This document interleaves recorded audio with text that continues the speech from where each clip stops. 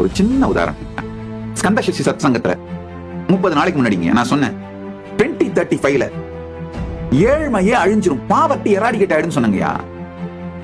எத்தனை பேர் சோசியல் மீடியால ட்ரோல் பண்ணிட்டு இருந்தாங்க, கமெண்ட் போட்டுட்டு இருந்தாங்க தெரியுமா? இவர் என்ன சொல்றாருன்னு 2-3 நாளைக்கு கூட எலான் மஸ்க் சொல்றாருங்கயா சவுதி சம்மிட்ல, ஏஐ பாவர்ட்டியை மட்டும் இல்ல பணத்தையே அழிச்சிரும், irrelevant ஆக்கிடும், redundant ஆக்கிடும்ன்றாரு. But AI and humanoid robots will actually eliminate poverty. But I think at some point currency becomes irrelevant.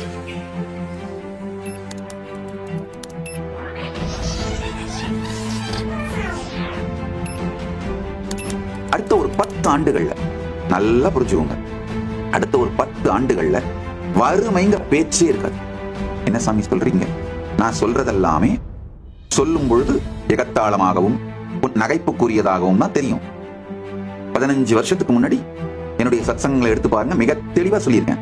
Communication at the speed of thought at the rate cost of zero will become reality in next 10 years சொன்னேன். இப்ப நடந்துருச்சு. இப்ப அதே மாதிரி சொல்றேன், next 10 இயர்ஸ்ல 2035 10 இயர்ஸ்க்குள்ள wealth democratise ஆயிடும் உலகம் முழுக்க. அது பாவர்ட்டி எராடிகேட் ஆயிடும். பாவர்ட்டி எராடிகேட் ஆகிறது மட்டும் இல்லாம மனிதனுடைய வாழ்க்கைக்கு தேவையான அனைத்து ஒரு அடிப்படை வசதிகள், கம்ஃபர்ட், உணவு, உடை, தங்குமிடம், இல்ல உங்களுடைய தினசரி வாழ்க்கைக்கு தேவையான வாஷிங் மெஷின், ரெஃப்ரிஜரேட்டர், இந்த மாதிரி சகல விதமான விஷயங்களும் டெமோக்ரட்டைஸ் ஆகி வேணுன்றவங்களுக்கு வேணுன்றதெல்லாம் எந்த விதமான பொருட்செலவும் இல்லாமல் கிடைக்கிற மாதிரி மனித இனம் எவால்வ் ஆயிடும். நீங்க வேணா பாருங்க, இதான் நடக்க போகுது.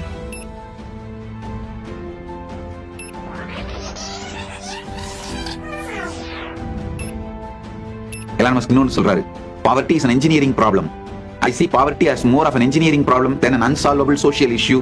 With Grok and Optimus, we could solve the labor shortage, drive costs to near zero, and create a future where poverty is statistically irrelevant. இன்னும் 10 வருஷத்துல பாவர்ட்டி எராடிகேட் ஆயிடும். சொல்றதெல்லாம் கேட்கும். 10 வருஷத்துல பாவர்ட்டி எராடிகேட் ஆயிடும்.